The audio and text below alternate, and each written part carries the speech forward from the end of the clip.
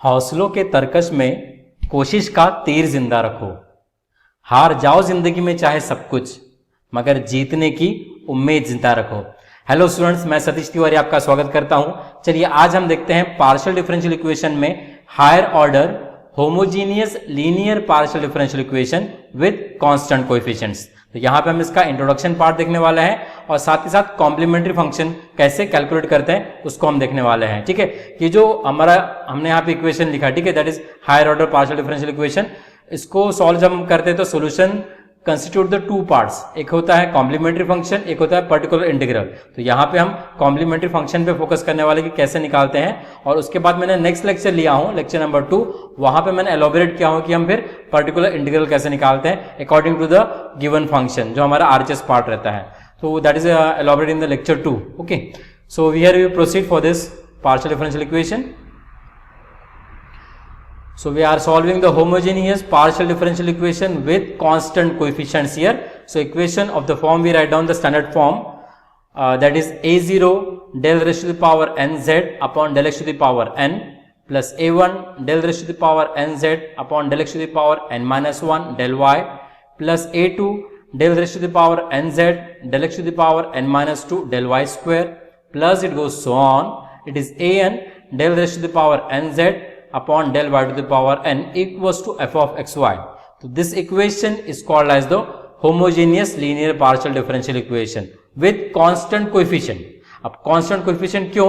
Because ये जो quantity है a0, a1, a2 और an, ये हमारी है constant quantity and this is the nth order equation, because if you see here order for the equation, a differential equation is what? It is n, because n times हम highest differentiation कर रहे हैं यहाँ पे. So order is what here? N. And if you observe, order for the each term is n here, and if order for the each term is n here, therefore it is called as the homogeneous equation. Okay, and one more thing, if you observe degree for the each term, अगर इसका degree निकालते हैं मतलब इसका exponent, इसका degree कितना है? It is what? 1. So degree for the each term is 1, therefore it is called as the linear, therefore it is a homogeneous linear partial differential equation of nth order. Okay, I suppose this is clear to you. Now further that ना अब हम इसको solve करते हैं. Solve करने के लिए क्या करना पड़ेगा? आपको इसको सिंबॉलिक फॉर्म में कन्वर्ट करना पड़ेगा. सिंबॉलिक फॉर्म को हम ऑपरेटर फॉर्म भी कहते हैं. तो उसको कन्वर्ट करने के लिए हम क्या करते हैं? I replace this del by del x by D. Okay, del by del x को हम रीड ऐसा भी करते हैं, doe by doe x, it is equal to the D, and doe by doe y को हम रिप्लेस करते हैं डी डैश से. इसको डेल बाय डेल वाई भी हम बोलते हैं. तो I will use that is pronunciation as del, that is del by del y and del by del x. So now further इसको हम यूज करते हैं यहाँ पे, तो इक्वेशन रिड्यूस होगा. देखिए ऑपरेटर नोटेशन में इस तरह से a0 d to the power n. So d stand for the derivative with respect to dx. तो यहाँ पे n टाइम डिफरेंशिएट किया हमने with respect to dx, तो यहाँ पे लिखा d raised to the power n plus a1 d raised to the power n minus 1, because x से हमने n minus 1 टाइम डिफरेंशिएट किया और y से ओनली 1 टाइम, तो यहाँ पे लिखा it is what? Only d dash. Then it is n minus 2 time x से किया तो d raised to the power n minus 2. Then y square 2 times हमने y से किया तो it is what? d dash square. और ये हो गया it is what? d dash to the power n. और z हमने कॉमन निकाल लिया. z हर एक टर्म में दिया हुआ है. Okay, which is equals to the sum function of xy we are having. Okay, now this is in the operator notation और it is also called as the symbolic form. Okay, इसको हम और थोड़ा सा रिड्यूस फॉर्म में लिख देते हैं. It is f of d into D dash into z equals to f of xy. मतलब ये जो ब्रैकेट है इसको मैंने डिनोट कर दिया f of d and d dash से. इसे हम कहते हैं it is a polynomial in d and d dash. Is it okay? तो ये हमारा ऑपरेटर नोटेशन आ गया. अब इसका जो सोल्यूशन होता है, मैं ऑलरेडी बताया आपको, इसके दो पार्ट्स होते हैं सोल्यूशन के. एक होता है it is what? Complementary function, और दूसरा होता है पर्टिकुलर इंटीग्रल. तो solution of the equation is given by, that is also called as the complete solution और a general solution, that is given by z equals to cf plus pi. CF stand for complementary function and the PI stand for the particular integral. Okay, so हम इस lecture में देखने वाले कि हम complementary function कैसे निकालेंगे. Okay, so let's proceed further. So हम यहाँ पे convenience के लिए मैं एक थर्ड ऑर्डर का इक्वेशन ले लेता हूँ. It is of this type: a0 del cube z by del x cube plus a1 del cube z by del x square del y plus a2 del cube z by del x del y square plus a3 del cube z by del y cube equals to f of xy. ये हमने third order का equation यहाँ पे ले लिया. तो इसका हमने पहले लिख लेंगे operator notation. That is a0 it is what d cube, because x से हमने 3 टाइम्स डिफरेंशिएट किया, देन x से 2 टाइम्स किया it is what d square, y से 1 टाइम किया it is what d dash, then 1 time with respect to the x, therefore it is d, यहाँ आ जाएगा d dash square, y से 2 times किया, y से 3 times differentiate किया तो it is what d dash cube. तो इस तरह से हमने ऑपरेटर नोटेशन यूज किया, लिख लिया।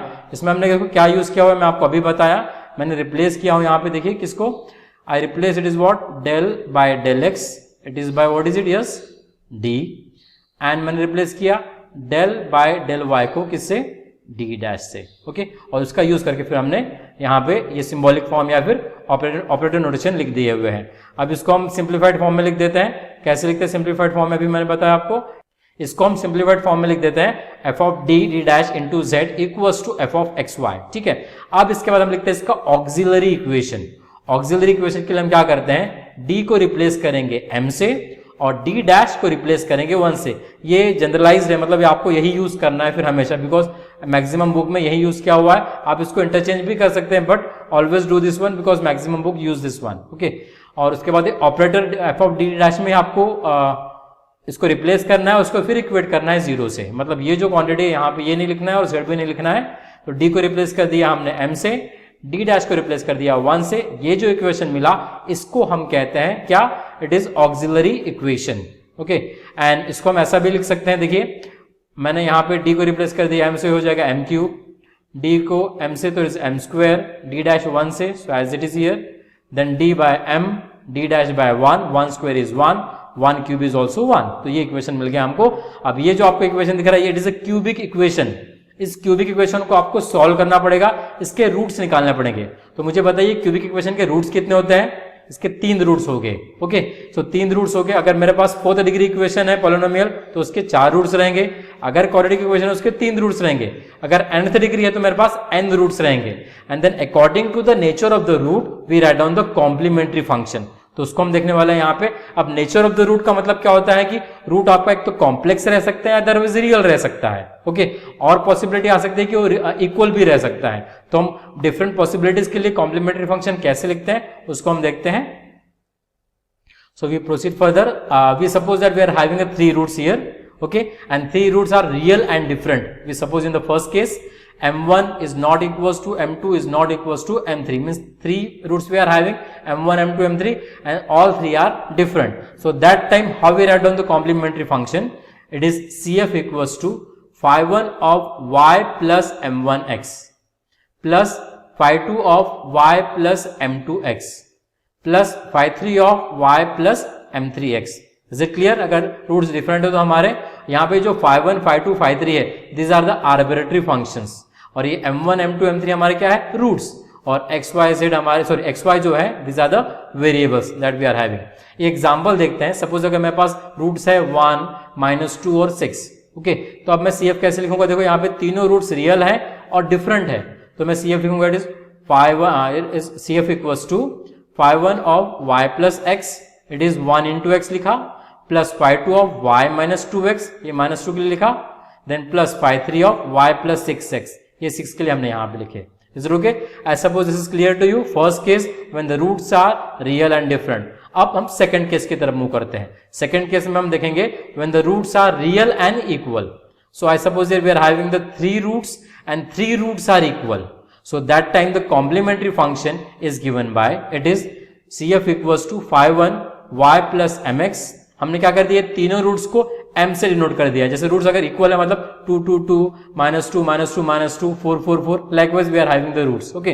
तो सपोज मैंने इसको m से डिनोट किया तो CF होगा phi 1 of y plus mx plus x phi 2 of y plus mx plus x square phi 3 of y plus mx। This phi 1 phi 2 phi 3 are arbitrary function, roots equal है, इसलिए हम इस function को, एक function को x से multiply करेंगे और एक को x स्क्वायर से मल्टीप्लाई करेंगे। देखिए यहाँ पे 3 रूट्स थे इसलिए x और x स्क्वायर आया। अगर 4 रूट्स इक्वल रहते तो एक और टर्म यहाँ पे आता, x क्यूब के साथ phi 4 मल्टीप्लाई होता, okay. So likewise we have to write down the complementary function when the roots are it is equal. अगर सपोज मेरे पास 2 रूट्स इक्वल रहते हैं तो क्या होता बताइए, तो ये टर्म नहीं आता, उसके अंदर सिर्फ ये फर्स्ट 2 ही टर्म आते थे, ओके। तो हम एग्जांपल देखते हैं। सपोज मेरे पास 2 रूट्स है, इट इज व्हाट 4 and 4, तो इसका CF कैसे होगा, it is phi 1 y plus 4x, sorry यहाँ पे देखिए 4x चाहिए, मैं गलती से 4 लिख दिया यहाँ पे, इट इज 4 इंटू एक्स आपको लिखना पड़ेगा, okay, and then bracket close. उसके बाद then plus x into 5 2 of y plus 4x, देखिए x से मैंने मल्टीप्लाई किया यहाँ पे, 4 is the real root and as well as it is what equal, so इस तरह से आप CF लिखेंगे। I suppose is clear. Now further अभी हम एक और एग्जांपल देखते हैं जिसके अंदर हम देखेंगे 3 रूट्स हमारे इक्वल है। Let -2 are the root, then complementary function is given by phi1 of y minus 2x plus x, phi2 of y minus 2x plus x square, phi3 of y minus 2x। एक function को x से multiply किया, x को x square से, और ये -2 आपको x से मल्टीप्लाई कर देना है, और इस तरह से आपको कॉम्प्लीमेंट्री फंक्शन लिखना है जब 3 रूट्स इक्वल रहते हैं। आई सपोज ये क्लियर हो गया आपको, ओके। पहला हमने केस देखा रूट्स रियल एंड डिफरेंट, बहुत सिंपल था, और रूट्स बाद में सेकंड देखा it is real and equal, वो भी सिमिलर ही है, बट यहाँ पे x और x स्क्वायर बस आपको मल्टीप्लाई करना है। नाउ लेट्स प्रोसीड फर्दर कि जब रूट्स हमारे कॉम्प्लेक्स रहेंगे, अगर आपको पता है कि जो कॉम्प्लेक्स रूट्स रहते हैं वो हमेशा पेयर में आते हैं, मतलब 2 रूट्स एक साथ आते हैं। जैसे अगर मैं यहाँ पे लिख रहा हूँ, देखिए एक रूट है alpha plus minus I beta, तो दूसरा रूट है हमारा alpha minus I beta, okay. Alpha is called as the real part of the root, beta is called as the imaginary part of the root. और suppose हमने ले लिया what m1 is the real root, हम 3 root से suppose यहाँ पे deal कर रहे हैं, m1 m2 और m3, ओके। सो हमने m2 और m3 को ले लिया कॉम्प्लेक्स और m1 रियल, तो कॉम्प्लीमेंट्री फंक्शन हम कैसे लिखेंगे, it is CF equals to phi1 of y plus m1x plus phi2 of y plus alpha plus I beta into x plus phi3 of y plus alpha minus I beta into x. अगर आप यहाँ पे observe करोगे तो हमने क्या लिखा हुआ है, it is CF equals to phi1 of y plus m1x plus phi2 of y plus m2x plus phi3 of y plus m3x। तो ये जो आपको केस दिख रहा है, it is similar, actually similar not, it is same as that of the real root. Real root हमने जिस तरह से लिखे थे वैसे ही आपको कॉम्प्लेक्स में भी लिखना है, that there is no difference. वैसे अगर कॉम्प्लेक्स में भी अगर इक्वल रूट आते हैं तो आपको फिर सेम मेथड फॉलो करनी है जो हमने रियल और इक्वल के लिए फॉलो की थी। I suppose this is clear to you. Now further हम देखते हैं बेस इसके एग्जाम्पल, एक रूट्स हमारे पास सपोज है 5 2 प्लस 3 है एंड 2 माइनस 3 है, 3 रूट्स है, ये दो हमारे कॉम्प्लेक्स है। सो CF will be is what phi1 of y plus 5x real के लिए plus phi2 of y plus 2 plus 3ix, ये हमारा किसके लिए होगा, ये पहले इमेजिनरी रूट्स के लिए, और दूसरे के लिए phi3 of y plus 2 minus 3i into x।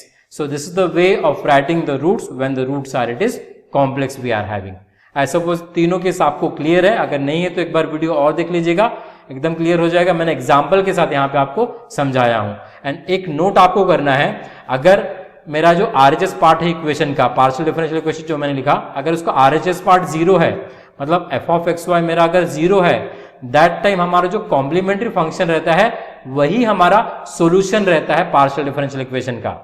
अगर RHS part of the equation is 0, then complementary function itself is the solution of the given partial differential equation. Okay, अब एक एग्जाम्पल भी हम देख लेते हैं इसके ऊपर। So let us proceed. So let us see the example. Example हमारे पास है solve del cube z by del x cube minus 3 del cube z by del x del y square plus 2 del cube z by del y cube equals to 0. So this is the third order equation where RHS part is 0. अगर RHS part 0 है मतलब हमको particular integral नहीं निकालना है, जो हमारा complementary function है वही हमारा सॉल्यूशन रहेगा इस इक्वेशन का। ठीक है, तो हम स्टार्ट करते हैं इसको। हम पहले लिखते हैं सिंबॉलिक फॉर्म इसका या operator form, that will be given bye it is what D cube, because x से हमने 3 टाइम डिफरेंशिएशन किया हुआ है, देन -3 इंटू डी, एक्स से 1 टाइम डिफरेंशिएशन है, देन वाई स्क्वायर दिख रहा है यहाँ पे 2 time differentiation with respect to the y, इसलिए हमने लिखा D dash square, 3 times with respect to the y differentiation here, it is then d dash cube, then bracket close, z common निकाल लिया equals to 0। ये हमारा operator notation हो गया। I suppose ये क्लियर है आपको, अभी रिसेंटली मैंने आपको समझाया था कैसे लिखते हैं ऑपरेटर नोटेशन। इसके बाद हम इसका लिखते हैं ऑक्सिलरी इक्वेशन। ऑक्सिलरी इक्वेशन के लिए हम क्या करते हैं, d को रिप्लेस करते हैं m से और d डैश को 1 से। तो रिप्लेस करते हैं, यहाँ पे देखिए क्या आएगा, it is m cube, d को रिप्लेस किया m से, -3 इंटू m, देन d को रिप्लेस किया 1 से, तो 1 square is 1 plus 2, 1 cube is again it is what 1, because d dash को हम 1 से रिप्लेस कर रहे हैं, इक्वल्स टू 0। ये हमारा आ गया ऑक्सिलरी इक्वेशन। अब इस ऑक्सिलरी इक्वेशन के हमको क्या निकालना है, रूट्स निकालने हैं। यहाँ पे ये अगर आप ऑब्जर्व करेंगे तो ये इक्वेशन 3rd डिग्री इक्वेशन है, मतलब क्यूबिक इक्वेशन, तो इसके कितने रूट्स रहेंगे, यस 3 रूट्स रहेंगे। तो 3 रूट्स आपको कैलकुलेट करना है तो आप कैलकुलेटर का भी यूज कर सकते हैं या फिर मैन्युअली भी कैलकुलेट कर सकते हैं। अगर सपोज आपको कैलकुलेटर का यूज करना है तो आपको कोएफिशिएंट्स क्या डालने पड़ेंगे, यहाँ पे देखिए कोएफिशिएंट मैं लिख देता हूँ। कोएफिशिएंट आप डालेंगे it is what 1, m cube का कोएफिशिएंट m स्क्वायर नहीं है तो हम लिखेंगे इट इज व्हाट 0, और उसके बाद फिर m का कोएफिशिएंट कितना -3 और it is constant term that is 2।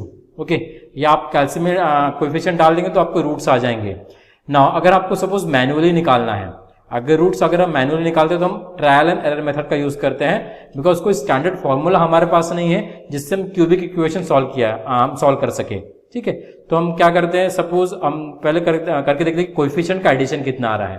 देखिए यहाँ पे 1 -3 और 2, इसका अगर मैं ऐड करता हूँ 1 -3 2 तो ये क्या हो रहा है 0। अगर ये 0 आता है इसका मतलब होता है कि 1 is the root.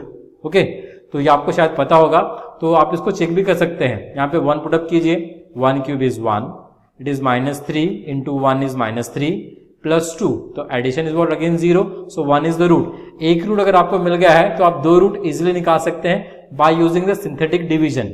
Synthetic division हम कैसे करते हैं, हमने वही कोएफिशिएंट लिख दिए, m क्यूब का m स्क्वायर का m का और कांस्टेंट टर्म। अब मैं यहाँ पे 1 लिख रहा हूँ। ओके, अब ये 1 लिखने के बाद ये जो 1 है इसको हम नीचे लिखेंगे, ये आ गया 1 यहाँ पे। ये 1 इंटू 1 कितना होगा, इट इज 1, मल्टीप्लीकेशन किया हमने। अब इन दोनों का एडिशन 0 और 1 का एडिशन कितना होगा, it is 1। Then 1 into 1 multiplication is 1, -3 और 1 का एडिशन -2, देन 1 और -2 का मल्टीप्लीकेशन, मतलब यहां से जो एलिमेंट हम करते हैं फिर मल्टीप्लाई करते हैं और यहाँ पे ऐड करते हैं। ठीक है, -2 मैं यहाँ पे लिखा, तो इन दोनों का एडिशन कितना हो रहा है 0। अगर ये 0 आता है इसका मतलब ही होता है कि व्हाट 1 इज द रूट। अगर 1 हमारा रूट है तो फैक्टर क्या होगा इसका बताइए, इट इज m-1।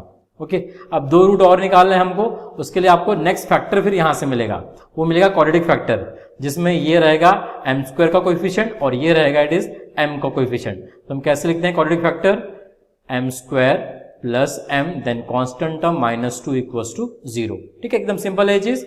उसके बाद इसको सॉल्व कर लेंगे आप, एक क्वाड्रेटिक इक्वेशन ही है हमारे पास। ओके, तो फॉर्मूला ही रहता है इसका, आप सॉल्व कर सकते हैं। It is what b square minus under root of 4ac plus minus it is actually upon 2a, यहां से आपको रूट निकल जाएंगे। ओके, या अदरवाइज अगर आप डायरेक्टली निकाल सकते हैं तो वेल एंड गुड, यहाँ पे आप फैक्टराइज कर सकते हैं इजीली। देखिए इसको मैं कर सकता हूँ, इट इज 2 1 2 दिख रहा है तो उसको मैं m+2 लिख देता हूँ सपोज, और m-1। सो देखिए 2 इंटू -1 कितना होगा -2।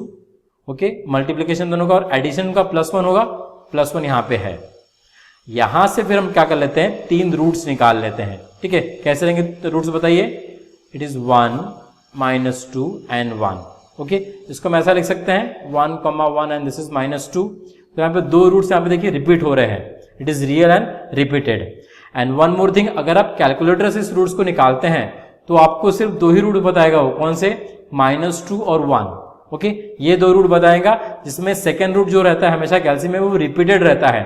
तो आपको याद रखना है कि अगर ये क्यूबिक इक्वेशन है हमारे पास, ठीक है, तो इसके 3 रूट्स रहेंगे। सो 3 रूट्स रहेंगे तो जो सेकेंड रूट रहेगा कैल्सी में जो आता है, ठीक है, that is the repeated root, तो उसके रूट्स रहेंगे -2 1 1, अगर आप कैलकुलेटर से कैलकुलेट कर रहे हैं तो, इसलिए मैं बता रहा हूं। सो ऐसा सपोज क्लियर हो गया, तो हम इसका भी कॉम्प्लीमेंट्री फंक्शन निकाल लेते हैं। सो देखते हैं, इसमें पहले तो हमने इसके फैक्टर लिख दिया जो अभी हमने निकाले थे। सो m = 1 1 -2 रूट हो गए। अब रूट्स यहाँ पे रियल और इक्वल है, ये 2 रूट और ये डिफरेंट है, तो हम कॉम्प्लीमेंट्री फंक्शन कैसे लिखेंगे, phi1 of y plus x, ये 1 के लिखा 1 into x plus x multiplied here into phi2 of y plus x, ये x यहाँ पे इसी से 1 इंटू एक्स लिखा, फिर से यहाँ पे रूट रिपीट था इसलिए हमने x से मल्टीप्लाई किया हुआ है। Okay, plus phi3 of it is y minus 2x। इस तरह से हम कॉम्प्लीमेंट्री फंक्शन लिख दिए। अब यहाँ पे RHS पार्ट तो 0 है इक्वेशन का, तो कॉम्प्लीमेंट्री फंक्शन ही हमारा कंप्लीट सॉल्यूशन है। So complete solution will be given by z equals to CF, that is z equals to this quantity. So I suppose आपको एकदम क्लियर है कि हम कैसे मतलब गिवन हायर ऑर्डर इक्वेशन को सिंबॉलिक फॉर्म में लिखते हैं और उसके बाद उसके ऑक्सिलरी इक्वेशन कैसे निकालते हैं और फिर रूट्स निकालते हैं, and according to the roots हम कॉम्प्लीमेंट्री फंक्शन लिखते हैं। ये हो गया हमारा कॉम्प्लीमेंट्री फंक्शन वाला टॉपिक। अब इसके बाद मैंने जो नेक्स्ट लिया हुआ है लेक्चर, वो लिया हुआ है पर्टिकुलर इंटीग्रल के ऊपर, ठीक है। वो दोनों आप देख लीजिएगा, तो आपको एक बिट क्वेश्चन का मतलब पूरा सॉल्व आप इजीली सॉल्व कर सकते हैं हायर ऑर्डर के ऊपर। So at last then I will say it is what to you. Thank you very much for watching this video, and if you get something from it, please like the video and share the video with your friend, and please do subscribe the channel. And one more thing, that here I have given the playlist to the left hand side. यहाँ पे देखिए left corner पे आपको दिख रही है playlist. ये playlist पे आप क्लिक करके पार्शियल डिफरेंशियल इक्वेशन के रिलेवेंट टॉपिक पे आप जा सकते हैं, उनको भी आप देख सकते हैं। और अगर कोई मैंने और 2-3 वीडियो यहाँ पे अपलोड किए हुए, अगर वो आपके रिलेवेंट है तो आप जरूर देखिए उन्हें। Okay, and please do subscribe the channel.